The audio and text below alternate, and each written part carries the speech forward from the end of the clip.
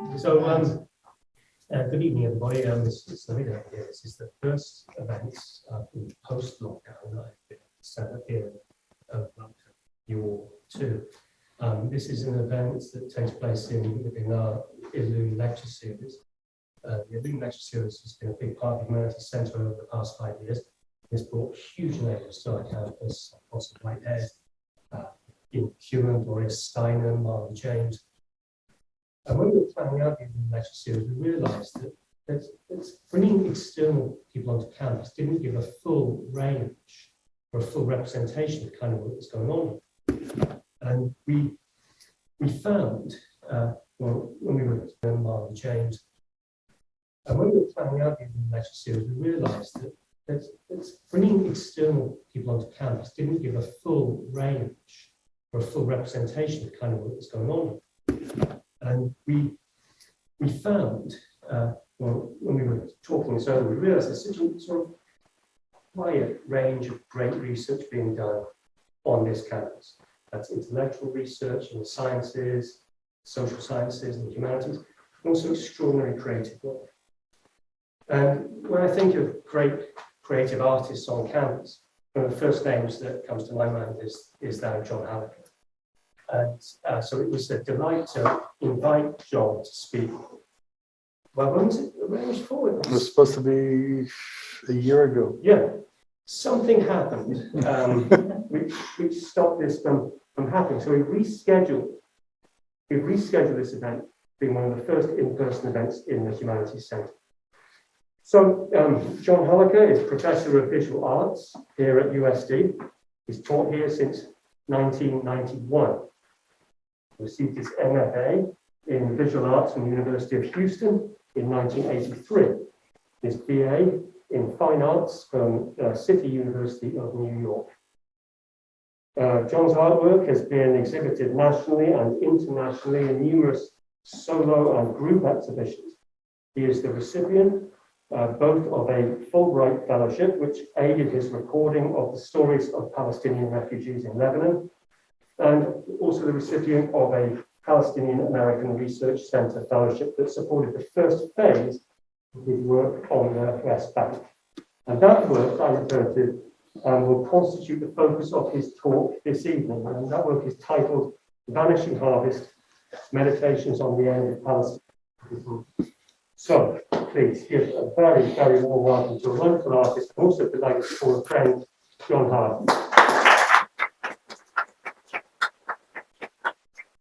Thank you all. Thank you, Brian, for that. That was a formal, very nice introduction and a very informal setting, because I feel like everybody here is a friend. And let me figure out how to do this. Just give me 1 second. And play the slideshow again. Okay. And I'm very happy to be here. I didn't think I was the first person. Now, because I'm zooming this, I don't know why. Hold on again. We got to get rid of this.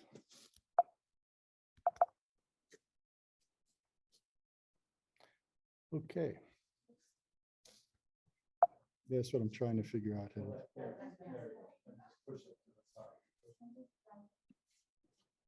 Far, far away. And then I'll do this to hide this little floating control. And then I'll go back to play slideshow. Voila. All right. I didn't know I was the first, and I didn't think I was the first to break the sort of COVID barrier.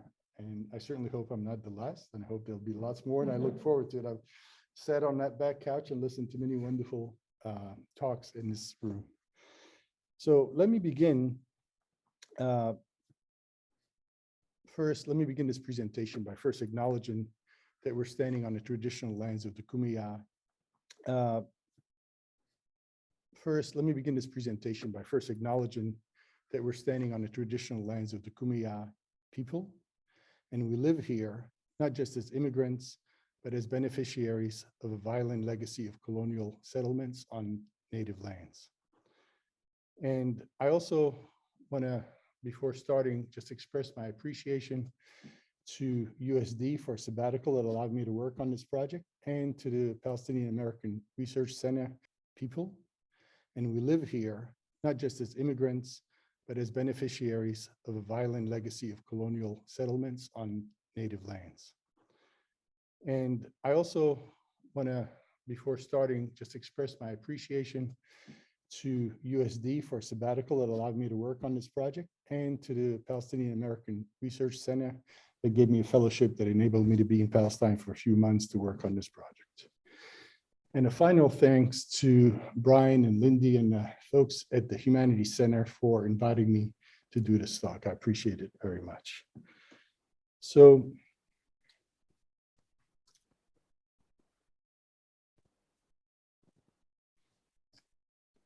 I've got two devices here, and I feel like I'm playing the organ on two levels, but it's probably more like one of those crank organs. So let me make sure I stay with the right slide and the right comments. So the personal stories of Palestinian farmers living under occupation have rarely been heard, much less recorded, preserved, analyzed, and publicly presented. This void in primary source knowledge compelled me to begin developing a multidisciplinary visual art project titled Vanishing Harvest: Meditations on the End of Palestinian Agriculture. The project employs oral history, photography, and drawing as three investigative tools that document, reflect on, and present the experiences and narratives of Palestinian farmers in the West Bank. My interest in recording and preserving the stories of Palestinian farmers builds on the creative work I've produced as a result of an extended engagement with Palestinian refugees, which Brian mentioned. Those refugees were living and are living in Lebanon, in the West Bank, in the Galilee, in Jordan, as well as in the US. The images I'm showing you, along with the videos I recorded, are part of the visual documents that I collected during this first phase of fieldwork. The photographs that you're seeing will inform the artwork I will produce for this project. And they're not necessarily individual works of art in themselves. So think of them as documents.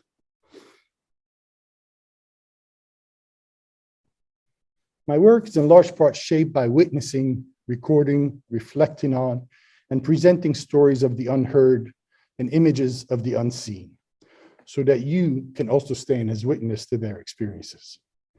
And I say the unheard and the unseen because the people I interview are not voiceless and they're not invisible. Palestinian farmers and shepherds in the West Bank are currently facing a perfect storm of political, economic, and environmental conditions that have all been greatly exacerbated by the 54-year settler colonial occupation of their land. These conditions pose an existential threat to Palestine's indigenous agrarian practices and appear to be forcing their long history of sustainable agriculture to extinction. If my observations are accurate, the looming demise of traditional agriculture predicts a potentially disastrous failure of Palestine's economically independent and, until recent decades, ecologically sustainable food production and distribution systems. The loss of food sovereignty in the West Bank is directly connected to an increasing loss of land in a society that has already had the large majority of its land forcefully stolen from them over the past 73 years. The loss of food sovereignty will leave the occupied Palestinian population even more reliant on the meager economy, controlled resources, and menial jobs that are permitted or provided by the occupiers. Food sovereignty is a process where local producers, distributors, and consumers of goods control the systems, policy, and economies of food production and distribution. La Via Campesina, an international organization that supports indigenous farmers, defined food sovereignty as, and I quote, the right of peoples to healthy and culturally appropriate food produced through ecologically sound and sustainable method, and their right to define their own food and agricultural systems. The philosophy of food sovereignty emphasizes sustainable production of food using seeds and agricultural methods that are naturally adapted to local soil and climatic conditions. Via Campesina identifies the production of food as a human right and not as a commodity to be controlled by corporations for profits and by governments for political gains. And forgive me, I'm standing here because the only way I can get the computers to plug into the wall. But I'd rather you look at them than me. The combination of diminished agricultural lands and the loss of food sovereignty in Palestine will dramatically increase political and economic instability in an already highly destabilized society. It also forecasts a new phase in the ongoing fragmentation of a culture that was catastrophically shattered starting in 1948 and again in 1967 by the ethnic cleansing of a majority of the Palestinian population. There were several troubling questions that I kept asking myself while I was working on this project. One is, what remains of Palestine and Palestinian agriculture? Does the loss of agricultural land and the demise of traditional agricultural methods herald the beginning of the final stage of a carefully orchestrated death spiral that is being strategically implemented through the persistent expansion of Israel's settler colonial enterprise? Are we potentially witnessing the last generation or two of Palestinian farmers? And is there meaningful hope for Palestine's vanishing agricultural tradition to be resurrected or reborn?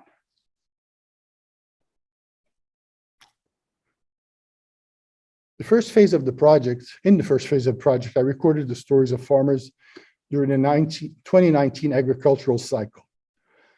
I also returned to Palestine in October 2019 to record the annual olive harvest that takes place between September and late October. The timing of the harvest depends on the amount of rain the land received during the previous winter and early springs, on the intensity of the summer's heat, and on the not infrequent effects of invasive pests on the olive trees. The ability to harvest the olives also depends on the capability of some Palestinians to obtain permits from the Israeli military. Those permits, granted for just a few days per family, allow farmers to temporarily access lands and orchards that they are restricted from accessing through most of the year, because the plots that the families have owned for generations are now situated near Israeli settlements. If the farmers are not permitted or not able to harvest their olives or to plant their fields for a few seasons, then the land is considered fallow and can be confiscated by the occupation forces and used to further expand existing settlements, build new ones, or to establish additional military bases that are used throughout the West Bank to protect the settlers and control the civilian Palestinian population. With an estimated 100 million olive trees in the West Bank alone, olives are one of the most important crops for small farmers, providing oil, food, soap, animal feed, and other products for the entire year. When the harvest is good, surplus olives and olive oil can be sold by small-scale family farmers for very much needed cash. Being in the field during the olive harvest provided me with a fruitful opportunity to document an ancient and ongoing annual agricultural ritual. Olives are the only crop that still necessitates collaborative communal labor by members of extended families and by neighbors and volunteers working together to quickly harvest the olive trees during their peak output. Many families and individuals who have stopped farming and moved to cities and towns return to their villages over the series of weekends or for an entire week to take part in the annual olive harvest. During the olive harvest, the hills of the West Bank are often dotted with ladders that take men and women into the branches of ancient and not so ancient olive trees. It's not uncommon to see 3 generations of family working together in the orchard for several weeks at a time during the olive harvest. The olive harvest has cultural as much as agricultural relevance in Palestine. The annual communal harvest is a ritual reminder of long-established tradition and ties that reinforce intricate webs of support and reliance, connecting families, communities, and regional cultures together. The olive harvest provides a glimpse into a mostly vanished, but once thriving culture of subsistence family farming, where you grow with your family what you need to feed them throughout the year. And when there is surplus, you barter with your neighbors or your neighboring villages for products and services, or you sell the surplus in nearby towns for cash. So the experience of walking through the hills and seeing all these ladders up in the tree in various parts of Palestine. And occasionally I would just go by myself, take a bus and go and walk and take photographs. And other times I had a friend that would take me to their village. But without exception, I would just walk up to families, sometimes a wife and husband, sometimes 17, 18 family members working together up in the trees. And I would just go and say hello. And I'd ask them if I can photograph them. And they, without exception, always said, yes, you're welcome. And they would usually stop what they're doing, fix us tea for the whole bunch so we get to know each other. And then they climb back up in the tree and I would take my pictures and video. So it was really a remarkable sense of communal experience that I witnessed, that I actually became part of in a sense, because after taking 70, 80 photos of a family, I'd pick up one of the sticks and I'd go and help them harvest the olives.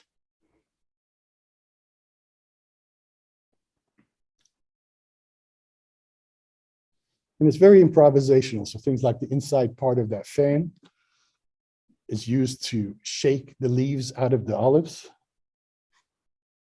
And if you've never been to Palestine, especially the West Bank, it's extremely hilly. So carrying 100-pound sacks of olives makes it really hard. So donkeys are extremely useful. And then there is the process of taking your olives to the press to be made into oil. And I had never been to an olive press. And then I winded up going to several in villages, looking for one in a very romantic sense, looking for one that still used an old grinding stone to press the olives, but nobody's used them in like 50 years. So there are these fancy Italian machines. But what was really interesting is this culture where families would bring a dozen sacks and a whole bunch of these 17-liter containers, and one of them would be there all night, then somebody else would replace them in the day, to take turns until their turn came up, and then their olives were put through the press.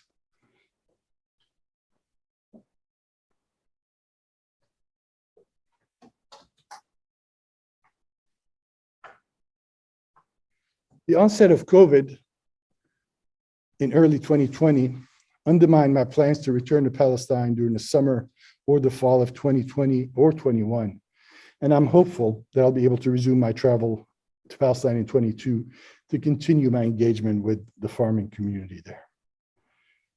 During the first phase of the project, I actively sought out farmers cultivating small to mid-sized plots that have been owned by their families for generations. The majority of Palestinian farmers own a few small plots that they have either inherited or purchased from relatives or neighbors who inherited them. Sometimes the small plots make a contiguous field, but most times the plots are dispersed over a hilly region. Many of the hilly plots have been terraced by generations of farmers and planted as orchards, especially olives, because they require little to no watering, while the low-lying plots are planted annually with vegetables and grains. And it's really still a country of small-scale farming. In the eastern part, in the Jordan Valley, there are some larger farms, but the eastern part, as I'll talk about later, is completely controlled by Israel. So they're struggling mightily. I also interviewed a few farmers that were farming larger plots, as I said, as well as activists who were deliberately preserving the land from imminent confiscation by Israel's occupation forces. And they do that by planting and maintaining plots that had remained fallow. The massive settlements in this photo is clear and obvious, and it's massive. It's right outside the village and built entirely on the land of the village of Belaim in the west central West Bank. It's called Modayin Elite. And I don't know what the population is, but every time I've gone back, it's expanded massively. So if you think of like this section, that's 1 year's growth. And then there are multiple sections and it really spread out over the land. So This one is obvious, but what I want you to do is when I'm showing you these pictures, look at the tops of hills in the distance, because throughout the West Banks, there are 240 settlements that dominate hills. Hills that have been brutally bulldozed, they've been stripped of all vegetation and then often replanted with non-native trees. So you'll see them in the distance, so keep an eye on them. This is another view of that same settlement. This is a new section that was just being developed in 2019, and I'm sure they're now working on some other parts. And this is a typically sized farm of, in acres, it's probably 1.5 acres. They measure in dunams over there, so 4 dunams is 1 acre. So by dominating the tops of the hills, the settlers can strategically dominate both physically, visually, and psychologically the entire landscape.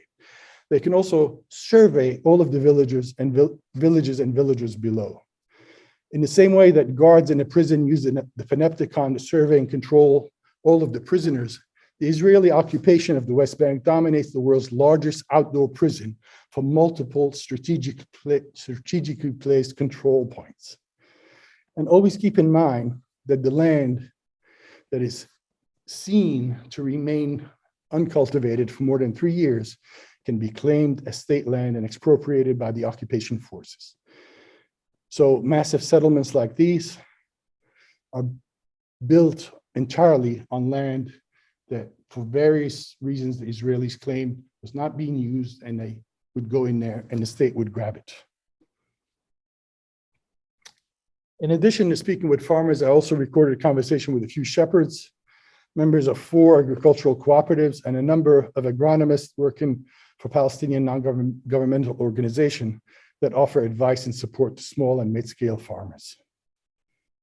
I also interviewed scholars whose very important work focuses on the identification and preservation of once abundant and widely used native plants and the reintroduction in local agricultural cycles of those nearly extinct traditional crops.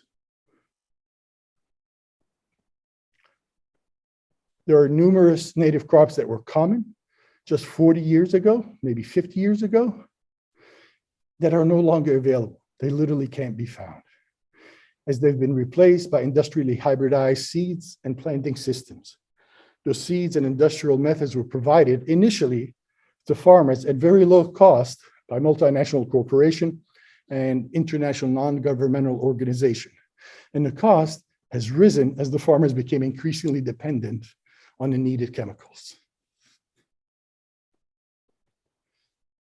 There's a nice story about the seeds here, and I'll just tell you, this is a wheat that hadn't been used in Palestine in several decades. And the woman whose picture I just showed you, this one, Vivian Sansour, she's an activist and ecologist, and she, by tracking it down throughout Palestine, she found somebody who grew this sort of seed. It's called Abu Samra. Abu Samra meaning the dark and handsome one. And Abu Samra was a very common wheat that didn't need any watering. It was really easy to grow in that soil. But then it pretty much disappeared because they bought seeds from Monsanto and all these other corporations. So she tracked somebody in the north, in the Galilee, that grew it. And he sent her some seeds.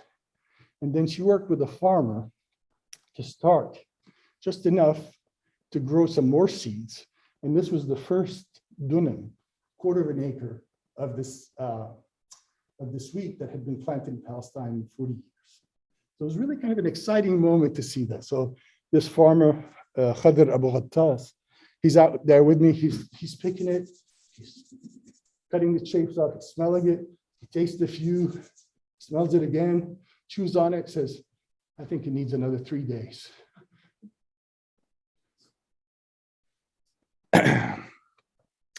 The personal stories that I recorded and will continue to record with Palestinian farmers attempt to reveal their indigenous knowledge of the land, prioritize the community's cultural values, and disclose the way that farmers think about and exist in the world. And I wish I could tell you about each of these guys. This guy was 103 at least years old. He may have been older, and he still grew his own tobacco.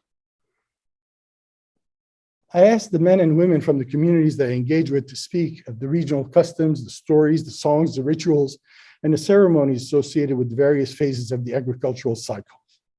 I was surprised to discover that very few of the elders I interviewed remembered or possibly wished to share the old agricultural songs and stories, and that almost none of the farmers I met who are under 50 years of age recalled hearing many of those songs and stories. So there was a real tragic process of that culture dying. I also asked the farmers to speak of the important networks of relationships that existed between neighboring farming villages and how those relationships were historically sustained through trade, friendships, marriage, and mutual help in times of need. Many of the responses to those questions revealed a decisive rupture between contemporary village culture and their histories and traditions of regional village cooperation. The interviews I started recording in 2019 confirm that the ongoing trials Palestinian farmers and shepherds face have driven large numbers of middle-aged and younger men and women away from their family's tradition of agriculture, away from their farmland, and in many cases away from their villages to seek work in larger towns and cities. There are direct correlations between the expropriation of Palestinian lands, the diversion of massive amount of water, of the water table to support the extravagant needs of the settlements. And I mean extravagant because most of them have pools and they grow palm trees in areas where palm trees should not be planted. The decrease in Palestine's food sovereignty through the flooding of Palestinian markets with heavily subsidized Israeli produce, and the growing economic displacement of Palestinian farmers from their land, and also the systematic decline of Palestinian agriculture. All those things fit together to create this crisis, or at least one part of this crisis. I'm not even talking today about the environmental issues that are going on there. Small-scale Palestinian farmers find it increasingly difficult, if not impossible, to compete against Israeli products that have been grown with stolen Palestinian water on stolen Palestinian lands in fields that are often cultivated by low-paid Palestinian day laborers who have few options left but to work for their occupiers. This combination of factors has resulted in a vivid escalation in the transformation of subsistence family farmers into a growing workforce of day laborers seeking wages in Israeli cities, in Israeli settlements, and in nearby Palestinian towns and cities. And there's a really interesting correlation too to what happened after 1948, after the ethnic cleansing that occurred in 1948. Those that became internally displaced refugees, that was about 15% of the population of Palestinian were not kicked out. But those that remained, most of them were peasants, farmers. And they winded up becoming construction workers. They actually built the state of Israel. So there are a number of elders that I interviewed in my past project that spent the last 60 or so years building schools and temples and cities and towns and for their occupiers. And I remember one old man that I interviewed in 1948, he was at the time 23 or 24 years old. He already had a family, and his land, his village was taken over and he was kicked out. And he was a farmer. It's what he knew how to do. And what he ended up doing after a year of wandering, he was an internally displaced refugee, was to be able to get a job in the land that his father owned, but it was now run by the Israeli state. So he was in there and he said, you know, I mean, he didn't say it in these words, but essentially what he meant was that there was this tremendous sadness and this tremendous joy being in that farm every day because he was tending his land, even though he was not able to profit or feed his family from it. And that's happening again. When you succeed in moving the farmers away from their farmland, it becomes easier for the occupiers to commandeer that land. And when you succeed in increasing the reliance of the occupied population on the scant and deflationary resources provided by the occupiers, it becomes easier to remove that population. Like the great majority of Palestinians, the experiences of Palestinian farmers continue to be shaped by stories of forced displacement, land confiscation, systemic oppression, and cultural genocide. But the realities of Palestinians have been equally shaped by narratives of indigenous resilience and creative resistance in the face of methodical settler colonial economic subjugation and cultural erasure. To speak of resilience in the face of brutal oppression, we need to look at the village of Deir Balut. It's a somewhat unusual village in the West Bank because 90% of the farming is done by the women of the village. I felt tremendously privileged to be able to meet and speak with 4 of them. But let me give you a little context. The village of Deir Balut is located near the 1948 armistice line that defines the border between the West Bank and the state of Israel. The village is in the Salfit district in the northwest part of the central West Bank. Let me point here, this is my pointer, so needs to stop working. It's right in this section right here. I'm going to show you the detail. So this is the West Bank. All the Palestinians up here. I'll show you the map of that in a minute. And the West Bank, based on agreements signed during the Oslo Accord in 1993, the West Bank has been divided into 3 parts. This agreement was supposed to last 5 years. It's been 28 years now. 3 parts. Part A, which encompasses 16% of the land, is governed by the Palestinian Authority. And that's these little municipalities. Section B, which encompasses 22% of the land, 22% of the land is governed jointly by the Palestinian Authority and the Israeli military. Part C, which is 60% of the land, that's all the white stuff, is completely controlled by the Israeli occupation forces. And they dominate the land, and Part C is pretty hard to live in because you're constantly under the control of the military. So Deir Balut is right here, and this is the green line that separates armistice line 48. Palestine is here, the West Bank is here. The blue are settlements, the black and dotted black. The black is the wall, the Apartheid Wall that was built. Dotted black is going to be an expansion of that wall. So let me read my notes so I can give you more accurate information. So one thing I didn't say when I was showing you that map, there's currently around 240 settlements that have been built in the West Bank. And there's a little over 600,000 Israeli settlers that have settled in the West Bank. That's including around 200,000 in East Jerusalem. And that's the entire Palestinian population in the West Bank is under 3 million. I think it's 2.9 million. So that's a big chunk of settlers that are dominating the land. Deir Balut currently has a population of around 4,000 Palestinian inhabitants. They own approximately 11,900 dunams. Like I said, 4 dunams is an acre. 94.8% of their land lies in Area C, controlled by Israel, which is under the complete control of the occupation forces. 5.2% of the village, which constitutes almost all of the residential areas that require municipal services, is designated as Area B, which is jointly controlled by the Palestinian Authority and Israeli occupation. So the plan or the deal is that the Palestinian Authority offers the municipal services while the Israeli military imposes the control. So much of Deir Balut's agricultural lands have been expropriated by the Israeli occupation forces to build 2 settlements, one in 1983 and the other in 1994.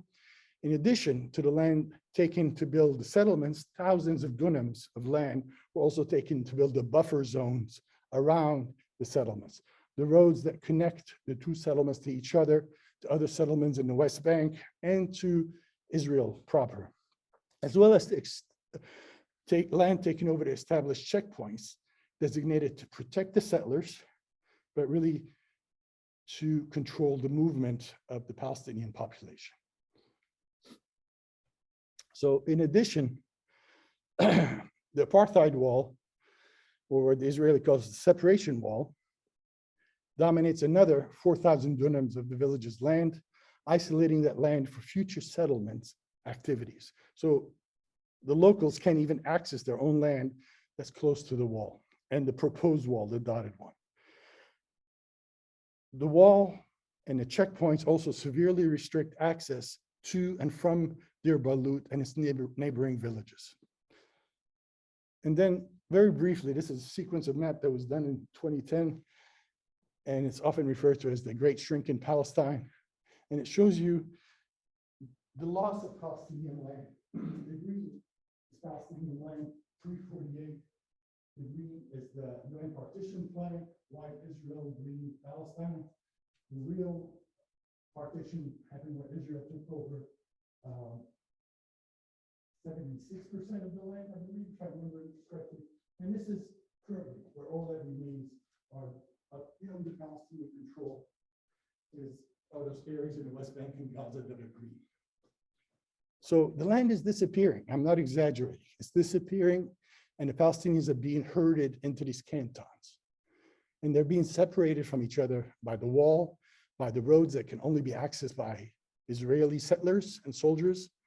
And they're being separated from each other, even from going to another village to visit families, to purchase stuff. Unless the soldier gives you permission to go, you can't go. Which is hard for us to fathom.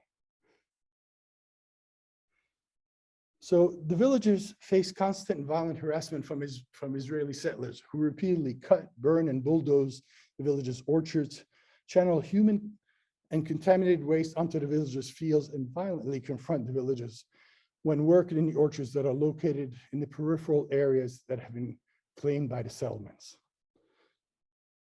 A recent example of the violent harassment of the villagers occurred on December 6, 2020, when Israeli bulldozers destroyed in one day 3,400 olive trees, in addition to fig and almond trees that belong to the village.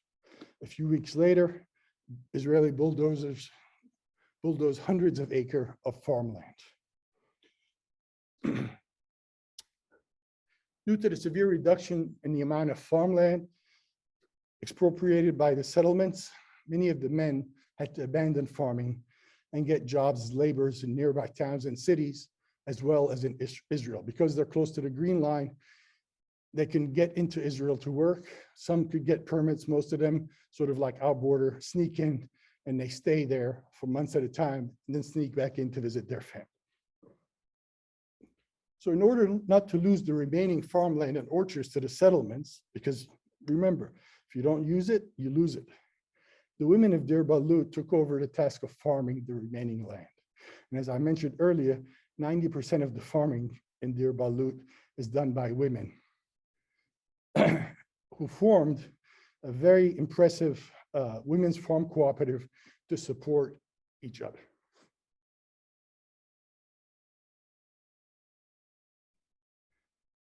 All right, I think I'm off track with the slides, but I'll stick with it. So I was able, the women of Deir Balut were some of the most impressive farmers that I got to know during my field work in 2019. They were extremely hardworking. They were very dignified with each other and with others. They were clear-minded in their short and long-term objectives, creative in their resistance, cooperative and supportive of each other in their effort, and persistent in their long-term struggle against the occupation. Very few other farmers had those characteristics, to be honest with you, because the occupation created a situation where people don't trust each other, where people begin to sort of compete for very scant resources, where men especially begin to sort of think that they're being ripped off by other men in the villages. But these women were the exact opposite. They really acted as a coalition of farmers. So I was only able to spend a few hours in Deir Balut due to the difficulty of getting to and from the village. And I was invited to return, and I certainly plan to return and to record more stories. And one thing I'll say is that recent reports have identified that the villagers have been having a very hard time with repeated incursions, demolition of buildings, and repeated destructions of trees and crops.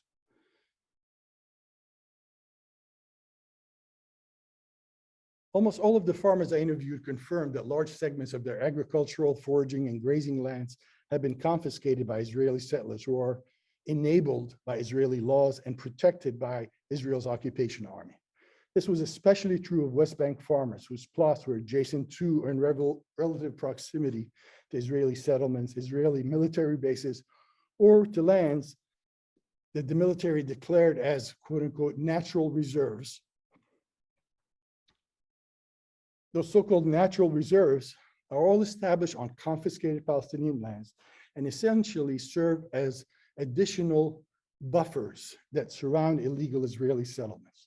So the declaration of an area as a natural reserve essentially blocks Palestinians from planting, from foraging, from grazing sheep and goats, or harvesting fruit from the orchards that they own. And they also blocks Palestinians from using natural springs or digging wells or even diverting water for agricultural purposes. And here you see that wall, that's the Apartheid Wall, and it runs for hundreds of miles, and it's not a small little wall. It's 17 to 24 feet. That's a massive concrete barricade. And oftentimes, I didn't show you this photographs. Let's say if you're in the village on the other side of that wall, and you have some land over here that you need to get to, even if the Israeli permits you to do it, you've got to walk maybe 3 miles around that section. Well, normally you can go over the hill and get to it. You got to walk a whole long way, come in at the checkpoint with all of your farming implements, go in there, farm for the day, and then go back. So we make it extremely difficult for farmers to access their land. The experiences and stories of Palestinians, including small, medium, as well as large-scale Palestinian farmers, have been shaped directly and indirectly by Israel's ongoing 73-year settler colonial occupation of all of Palestine. This started in 1948. And we should all be clear in our understanding that the long-term goal of Israel's military occupation is to dominate all of Palestine while ridding it of all Palestinians. The methods of land theft, destruction, denial of access, displacement, and harassment may vary from day to day and place to place, whether expropriating thousands of dunams of land at a grab or uprooting one ancient olive tree at a time. The critical condition of Palestinian farmers who are being systematically stripped of their land is indicative of the plight of all Palestinians in the West Bank. The systematic degradation of the lives of Palestinian farmers that accompanies the expropriation of their land, as well as their coerced, cruel, and violent removal, was very clearly illustrated during a conversation I recorded with this man, Abu Nabil, in his village called Yanun al-Foka. Yanun al-Foka means higher. So there's a Yanun al-Tahta, which is the lower village, and then Foka is the upper. And for those of you that don't know, Abu Nabil means the father of Nabil. It's an honorific that men get when they have a son. So all the men are called Abu something, and the women are called So his wife would be Nabil. So essentially, when you have a son, you lose your name, except for legal documents, and you become the father of the firstborn. By the spring of 2019, close to 90% of the village's farming, grazing, and foraging land had been taken by the Israeli settlements that surround Yanun al-Foka from the top of hills to the north, east, and south of the village. Only 5 Palestinian families still resided in the village when I recorded the interview with Abu Nabil on a beautiful, brilliant spring morning in April 2019. The hilly landscape around and below the village appeared deceptively idyllic. The normally brown central West Bank hills and valleys sparkled with varying shades of green due to the heavy rains that fell during the first 3 months of that year. Many of the houses in Yanun al-Foka perch on the side of steep hills and are connected by dirt roads that would have normally been cluttered with villagers' goats and sheep while being herded to and from various grazing hills. I sat with Abu Nabil in a flat section of land that connected his small concrete house with the corrugated shell that sheltered his goats and sheep. And when you're looking there down the hill, this series of homes, and these are old stone homes with this dome top, and they're amazing homes. Some of them have been built 200-300 years ago and then just repaired. That's where his father and uncles used to live. And then there's some modern shed, but they couldn't live there anymore because of the constant harassment that they received. Throughout my visit with Abu Nabil, 2 Israeli jeeps, the sort of enclosed jeeps, regularly patrolled the road below the village, repeatedly going around and circling the only field that was left to Abu Nabil's family to subsist on. The jeeps occasionally stopped in positions that enable the soldiers to observe us from a distance, and presumably through binoculars, but they never stepped out of the vehicle.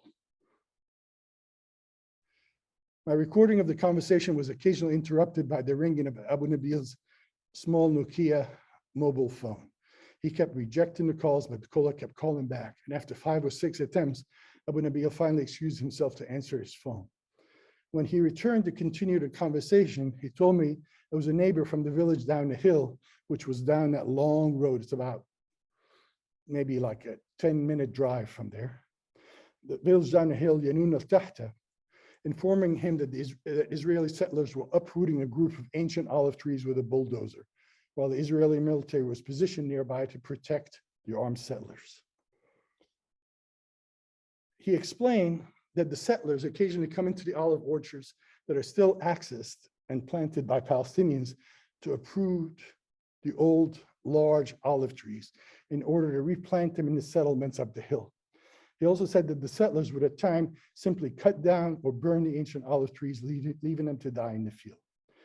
The very old olive trees with these massive trunks are referred to by Palestinians as Romans, as some were planted by their ancestors, possibly as far back as the Roman occupation of Palestine 2,000 years ago. Believe that or not, I'm not sure, but they're massive, they're gnarly, and olive trees grow really slowly. Oh, hold on. After receiving a few more calls, Abu Nabil apologetically said that he would have to leave to go stand with his neighbor and try to implore the soldiers to stop the settlers from uprooting the trees.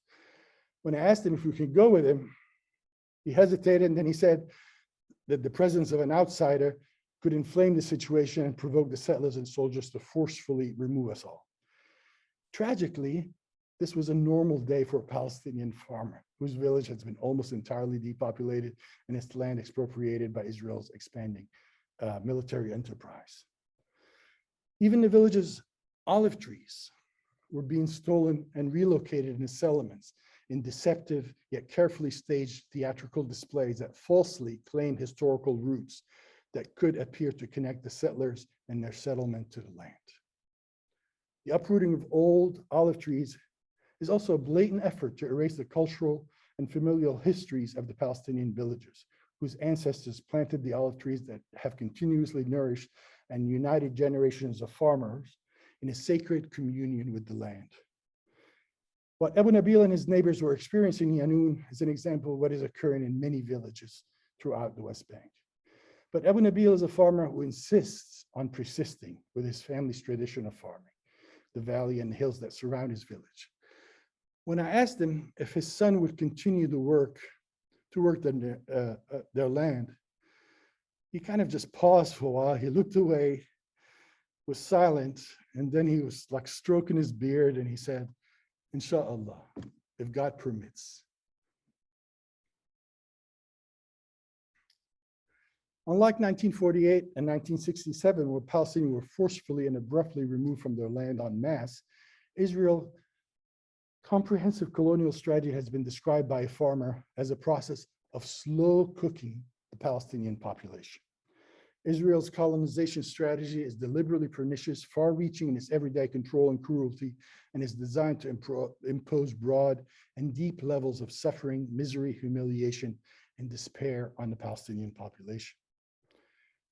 The grinding oppression of Israel's occupation is increasingly making the life of Palestinians in the West Bank, especially those who are not willing to cooperate with or benefit from the occupation, unbearable and unsustainable. It's also creating untenable living conditions that are driving anyone with a job opportunity to abandon their villages, and for those with the necessary means to seek a state of self-selected exile by departing from Palestine. The occupation is also designed to create a high level of mistrust as well as coercive competition amongst Palestinians for increasingly scarce resources that can be capriciously granted or denied by the occupying forces. And I witnessed that directly several times. Small-scale farming is difficult and unpredictable work, and it's often not financially profitable. So you have younger generations of farming families, not only in Palestine, but across much of the world, who are seeking alternative work in towns and cities, work that provides them with direct and more immediate monetary rewards. This farmer, Abu Ibrahim, from a village called Ain Kinya, I've known him for maybe 5 years. He's now increasingly unable to work his land due to his age and physical ailments. His sons and grandsons have all abandoned farming and work as laborers to support their growing families.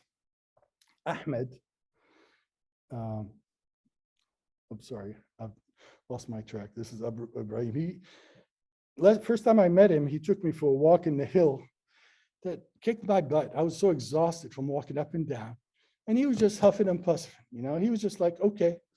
And on that walk, and it was spring, and he kept like saying, hold on. And he would go into this green that all looked the same to me and pick out like 5 wild asparagus and give me 3 and he would eat 2. Then he would pick out some other things and we were just constantly munching on this walk. But now his gait has been greatly reduced and he doesn't walk quite as well. His grandson, his teenage grandson, Ahmed, wants to drop out of school so he too can work as a laborer and earn money to help the family. Abu Ibrahim told me during a conversation that we had before I started this field work. He said, and I quote, "I could feed my family for a whole year with the food I grew, but we rarely had any money. My sons earn money as laborers and they can feed their families for a few days with the wages they earn. But if their work stops or the roads are closed by the checkpoints, which they often are, they all go hungry."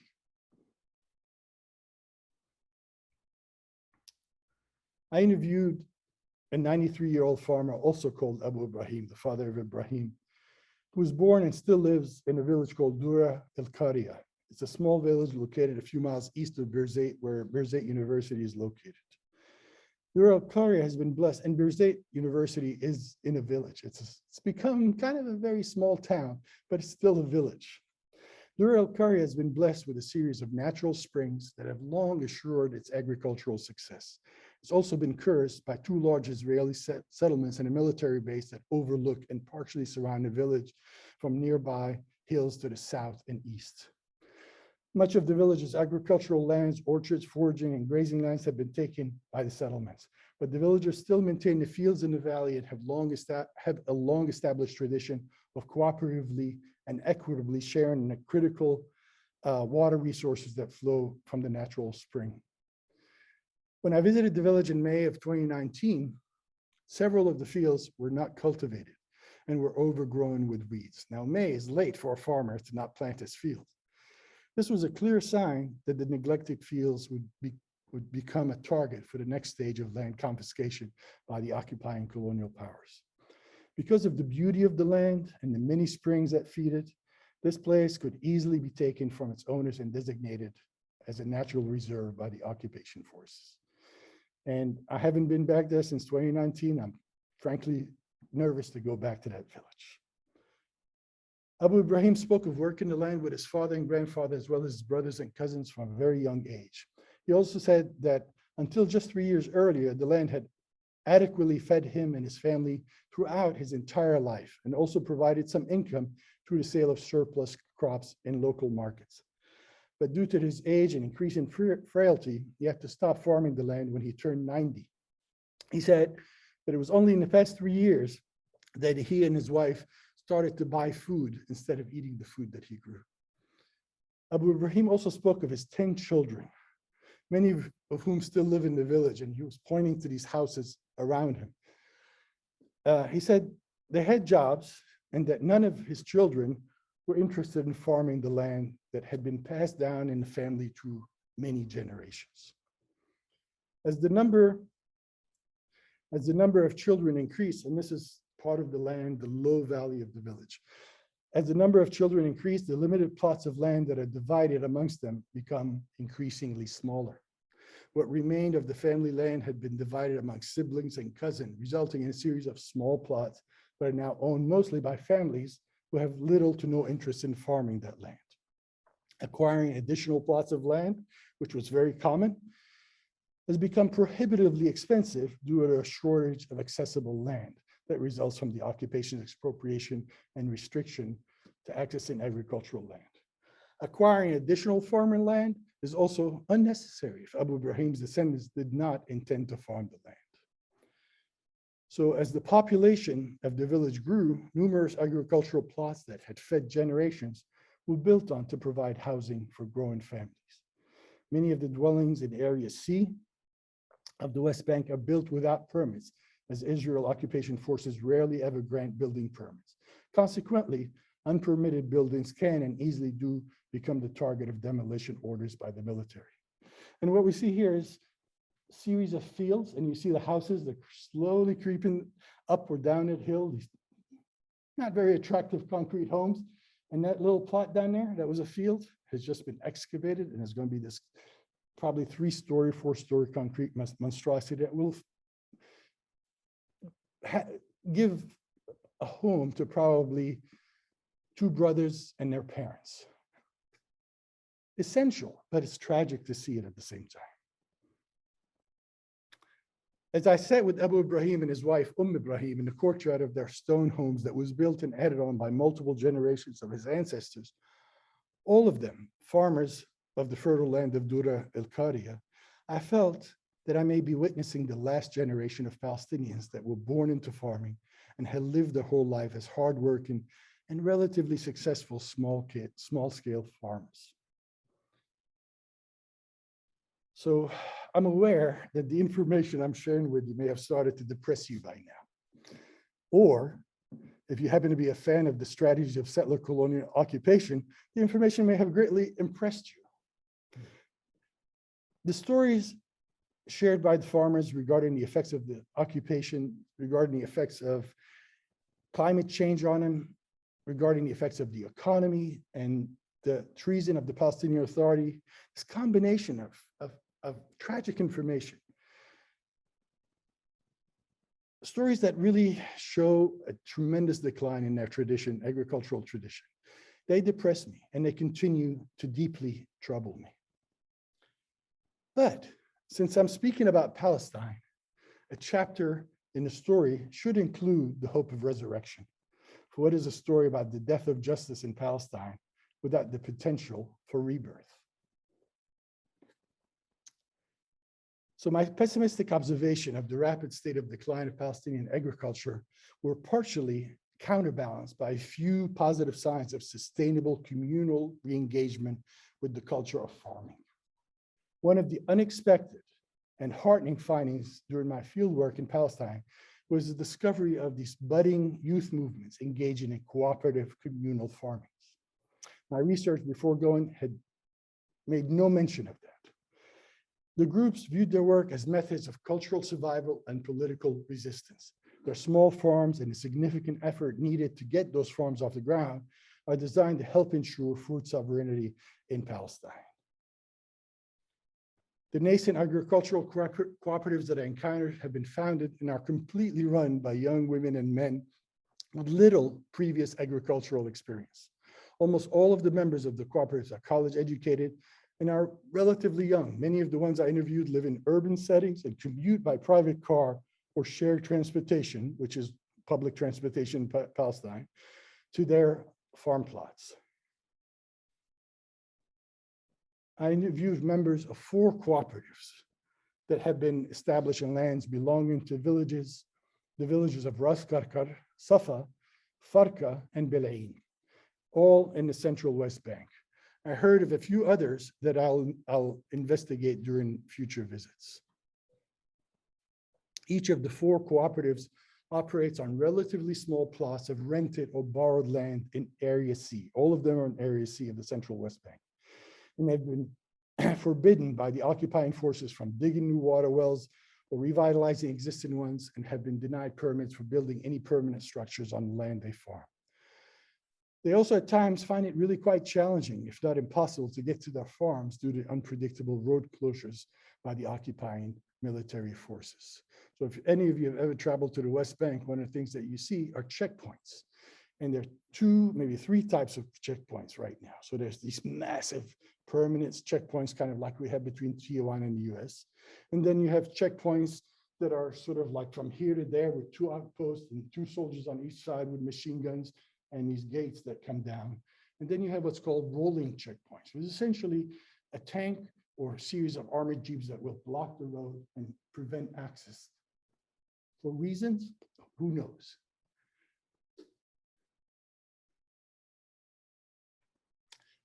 But the volunteer farmers, mostly ranging in age from late teens to mid 30s, have been very clear at outlining their objectives.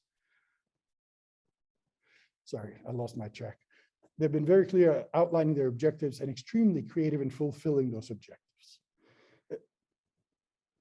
A few of the objectives of the farming cooperatives are, and I'm just going to list a few. This is my writing based on their conversation. One, to reclaim critically endangered agricultural lands in Area C that have not been recently planted by their owners are under threat of being confiscated by the occupying forces. That's the highest priority. If a land is going to be taken, it's not been planted, they'll move in and they'll start working. So they work as a team and they spread out. Two, to develop a sustainable and self-supporting agricultural practice that would eventually provide economic viability for the cooperative's working members.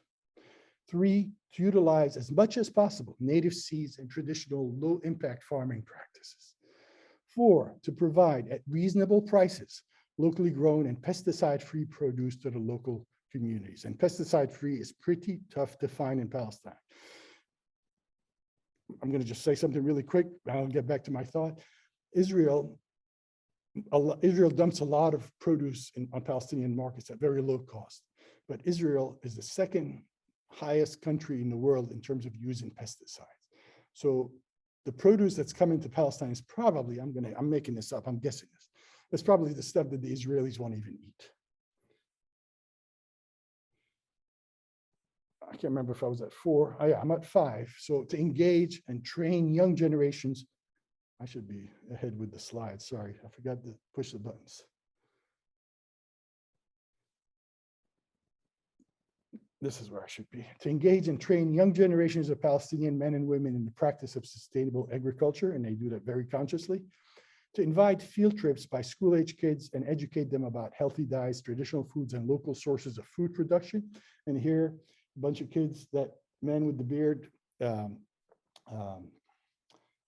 drawing a blank on his name.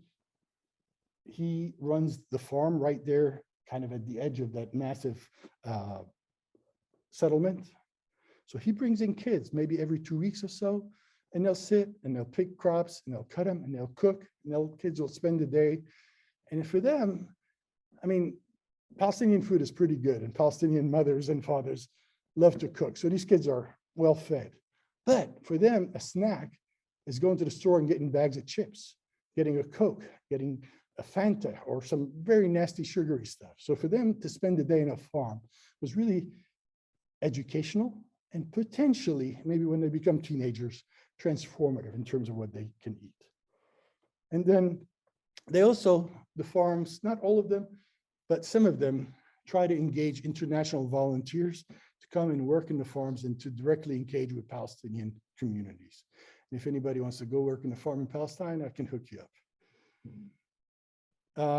And also to raise awareness about the hazards of environmental degradation and promote caring practices for local as well as the global environment. When people are occupied, they don't give a damn about the globe. They really care about surviving. So what you see is this contrast between beautifully immaculate interiors and totally trashed out landscapes. Because anything outside, oh, I don't want to deal with it. And they're trying to fight that. So I was impressed. Oh, wait, one more. And to encourage a national discourse on sustainable agricultural practices that need to be implemented, once again, in order to achieve food sovereignty.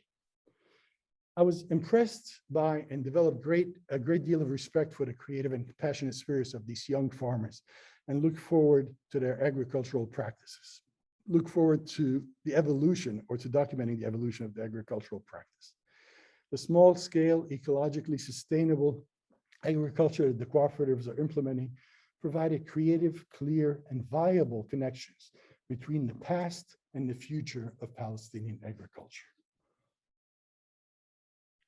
Another positive impact on Palestinian agriculture that I was happy to find is provided by professionally run organizations, like two of them that I spent time with: the Union of Agricultural Workers Committee, also referred to as UAC, and the Palestinian Agricultural Relief Committee, referred to as PARC. Both organizations rely heavily, if not completely, on international funding, but they are both run entirely by Palestinian agronomists, veterinarians, hydrologists, and administrators. And they rely on external funding because the Ministry of Agriculture gives them nothing but lip service. At the core of each of the organization's mission is the development of policies and the promotion of practice that support food sovereignty. One of UAC's most important initiatives has been to develop a seed bank from native plants that had traditionally, until fairly recently, been cultivated by Palestinian farmers. UAC's small seed farms and laboratory are gradually expanding in an effort to grow traditionally successful Palestinian crops, collect, dry, and preserve the seeds extracted from the plants, and then distribute those seeds free of charge to farmers who are interested in and willing to grow those traditional crops. Their objective is to break the farmers' increasing reliance on non-native hybrid seeds that have been produced and are sold by international corporations. Non-native seeds require intensive irrigation and need to be frequently and heavily supplemented with chemical fertilizers, as well as repeatedly treated with pesticides. While native seeds are naturally adapted to the local soil, climate, and limited water resources of the varied landscapes of the West Bank. Several farmers that I spoke with, especially ones working in the Jordan River Valley, where they had bigger farms, several farmers told me that the increasing use of pesticide has resulted in a dramatic upsurge in the levels of cancer and leukemia in agricultural villages and neighboring towns. But most also said that they feel trapped in the cycles of chemically engineered agricultural systems that have been imposed on them. Those hybridized seeds and the chemicals, bigger crops, but they also come at a tremendous cost, and they're not sustainable. So the process of growing traditional crops is more labor intensive, and the yield of the plants is less plentiful than the industrially engineered varieties, but they are infinitely more sustainable and regenerative from an environmental perspective. They're also potentially profitable from the perspective of small farms producing healthy, pesticide-free, and locally grown crops for small local markets.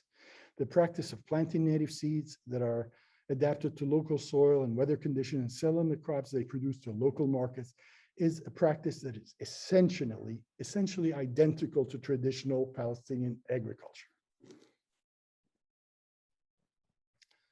UAC also organizes for international volunteers to travel to Palestine to witness the condition of the farmers under military occupation and to work in solidarity with the farmers. During the 2019 olive harvest, UAC organized an event that, with the collaboration of Via Campesina, and there were people from Europe, from the US, from South America, from the Caribbean, and I think one person from Africa, but I didn't get to talk to him. I think that man standing right there with that striped green shirt in the back row, I think he was from Africa, but I'm not 100% sure.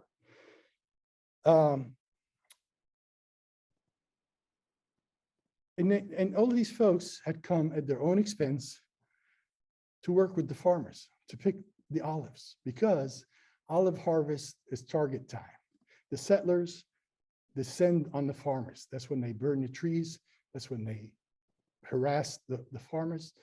That's when they instigate situations where the military will step in and arrest the farmers. So having internationals there slows things down a little bit. And if in this village of Jalud, a few weeks before the event of harvesting olives, the settlers had burnt and cut down several hundred olive trees belonging to the families from that village. And if you look up the hill, you see those little kind of juniper and pine trees? They don't grow there. Those are planted on settlements after they kind of essentially erase the top of that hill. So they're right there, right up that hill.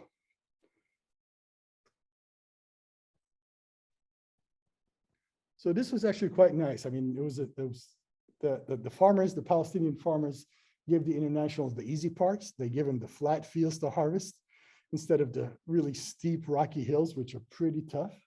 And they fed them. They made sure they had lots of water. So it was a really good day for these internationals. And they were amazing people, really committed workers. Each of them were active in their own country through Via Campesina with indigenous struggles, the indigenous struggle of farmers. This gentleman was from Cuba. The woman that I just showed you, she's from the Bay Area. And this woman was, I think she was from Texas or Arizona or somewhere in there. She's a Native American woman. And there was a whole bunch of them. So you see that there. I'm going to give you one more little thing, and I don't know where I'm at with time, but there was one other ray of hope. And I thought, to be honest with you, I was so glad to find that ray of hope, because all these rays of hope, these few rays of hope, because all my conversations with the farmers, I would go back to my little Airbnb room at the end of the day, take a shower, take a nap, and then go find a place to drink, because it was really utterly depressing. And finding a place to drink is not an easy task in Palestine. So another organization that provides hope is this organization called Adel. Adel in Arabic means justice. The small group operates out of a van, and this is the van, and they collect vegetables, fruit, and other farm produce such as dried legumes, grains, honey, jams, dairy products, baked goods, and other items that are made by a network of small farmers. Adel then sells the products from the van in big cities like Ramallah and Bethlehem. And the vans tend to target neighborhoods that are relatively affluent and people that can afford to pay slightly higher cost of the product. And in response to Adel's still limited marketing efforts, the targeted urban consumers have shown tremendous interest in purchasing locally grown products and supporting indigenous small-scale farmers. They've been an astonishing success. Their truck parked at the Khalil Sakakini Cultural Center, which is this wonderful place that has talks like this in Ramallah. And it was about a 15, 20-minute walk from me, all uphill. But every Tuesday, I went there to buy my produce. And if I got there like by 11:30 in the morning, they were pretty much sold out. People waited for them. People just came, families came and bought their produce because it was good, it was pesticide-free, and they knew they were supporting communities of farmers. And I interviewed several of the workers there and the founder of it. Adel's effort provides proof that creative solutions are needed to bypass mounting restrictions. If Adel can survive and expand, it would offer an effective alternative model for bringing sustainably grown Palestinian produce to new markets. And remember, you can't get your produce from here to there without going through checkpoints. So things are pretty tough. So to have one van do the rounds and bring it to a city, really it's transformative for the farmer's ability to reach customers. So organizations like Adel, the Youth Farm Cooperatives, UAC, and PARC as well, a number of committed activists, scholars, and growing number of relatively young farmers provides rays of hope, if not yet resurrection, for the endurance of Palestinian agriculture. But time will tell how sustainable, successful, and influential the efforts of these organizations and individuals will be. I, for one, am very much looking forward to be able to go back after COVID, to spend time there, to continue this engagement with the communities of farmers, and to also explore areas out of that central West Bank, because that's pretty much where I concentrated my work. Central West Bank, a few trips to the north, a few trips to the south, but I was based in Ramallah, and getting around is not easy without a car. So next time I might have to rent a car for 3 months, but we'll see. So thank you all for listening. I'm happy to try to clarify anything that was not clear or to answer any questions that you all might have.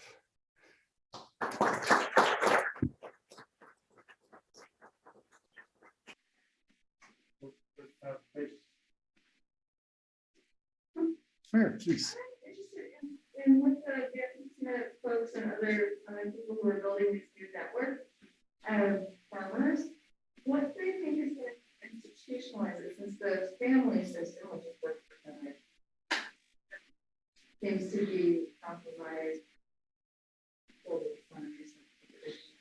even aside from the issue. So, you talking about strategies for institutions? Yeah. I mean, I think those organizations are still pretty young, and they haven't yet.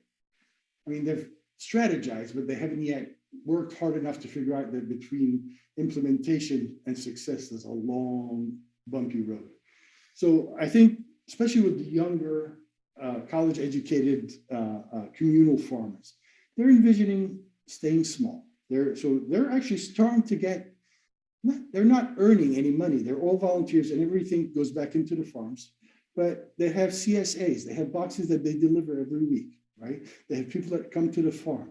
And there's an increasing number. Now, people see them, and families will come to them and say, look, I've got, 5 dunums over there we haven't planted on in years.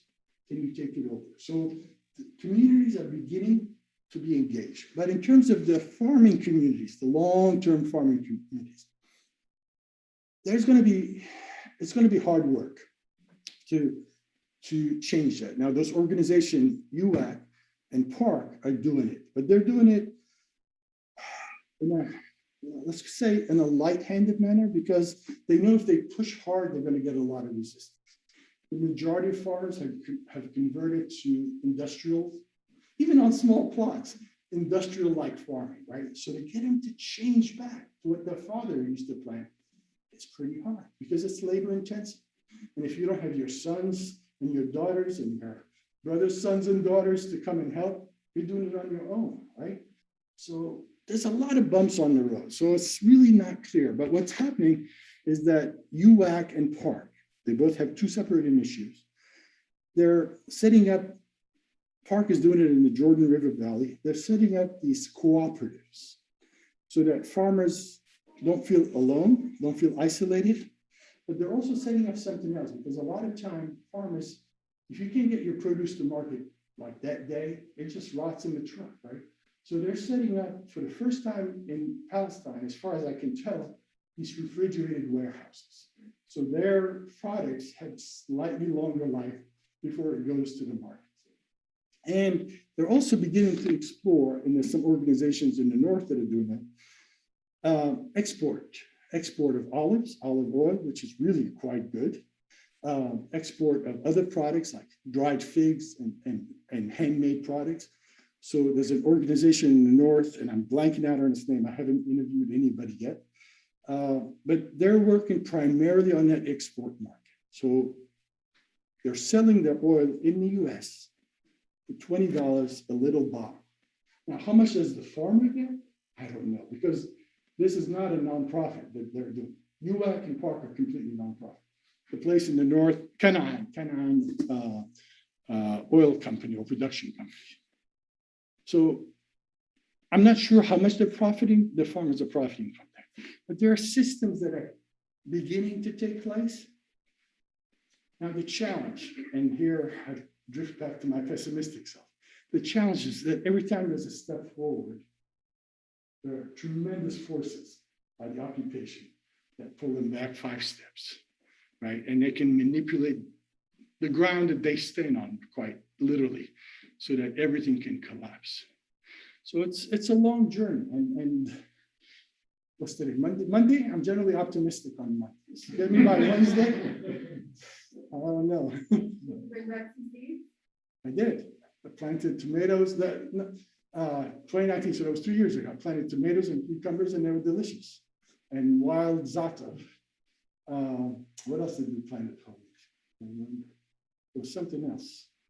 So yeah, I mean, it was totally illegal. A few years ago, because yeah, you're not supposed to do that. A few years ago, I brought in cuttings from olive trees, thinking I'm going to plant some Palestinian olive trees. And I wrapped them up in towels and put them in my suitcase, and they were not found by the Israeli airport checkers. But by the time they got home, they were dead. So I had to figure out a more creative way of bringing olive cuttings.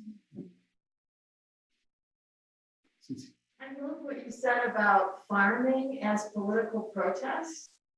I just think that's such a, just a terrific way to put this in that political perspective. But obviously, then you go right back to the bulldozers and the way that the occupiers can take the land over. And I was just wondering if you could say a little bit more about that dynamic in the sense of, and do you find that is what might inform some of your artwork that might come out of this? Absolutely. So if I can answer it in 2 parts, right? Let's start with the artwork part. Well, what happened here? I don't know. The artwork part. So the artwork, I don't know exactly what the hell I'm going to do. I mean, I'm working on a bunch of other projects. So this one has been sitting on the shelf. So the invitation to speak here was wonderful because I once again went through, I think I have like 5,000 images that I shot and hundreds of hours of interviews, which I haven't even looked at most of them yet. But the artwork, I'm not quite sure. But I know that I will use some of these images in a series of drawings that I'm working on. And they're drawings on maps. So I've done some drawings of farmers and activists on maps of the US. And the next part will be farmers and activists on maps of Palestine. So some of these farmers that you saw today, they'll begin to appear as drawings on maps. The videos, I generally only think of videos in terms of oral history archives. I don't do video art. So I'm thinking in terms of just editing, subtitling, and putting them on my website so that they're accessible to me. So that's the artwork that I'm thinking of. Right? I've got 5 projects in progress. So when it's going to happen, I think I still have a few years. In terms of the farming as activists, I think it's a really, everything, the figure sounds really spooky. Everything in Palestine is political. Everything in Palestine. You get married, it's a political act. Because not only do you get married to a person, you get married to your nation. Because that means you're going to stay there, you're not going to run away, right? You get married, you have to get permits, you have to get a lot of people involved. Even going to university is a political act because there's a university was closed for 5 years. Right? So farming, just subsisting, just being able to wait through the checkpoint, just being able to go to your land, it's a political gesture. It's persistence, right? And it's creative, nonviolent resistance, which is the kind of resistance that I want. It's not the most popular form of resistance out there because a lot of people, you walk into Ramallah and a lot of big murals of martyrs with guns, these big guns that you see on the landmark movies. So there's this strange kind of balance between this on-the-ground resistance, daily, getting up in the morning and doing your job, going to the land, feeding your people, that's resistance. And then there's this sort of resistance that people go into military training or into politics. So there are multiple forms, but I think the main reason I really started to look at the farm, there are multiple, is because I thought, just getting up and working and feeding your family under these conditions. It's pretty good stuff, right? Not giving up. Now, there are a lot of people that have given up. They work, they build the settlements on top of the hills. Many of them have been built entirely by Palestinian labor. They don't talk about it because everybody in the village knows that, but they don't talk about it. I couldn't get people to talk about it. But this idea of sort of nonviolent resistance of the farmer, of subsisting and feeding your family is really critical to people that are doing a little bit more than just survive. People that haven't given up And a lot of the older generation, like my age, they're waiting to die. You know, they're waiting to die and they're hoping that their kids maybe will do something instead of just building some ugly concrete house on their way.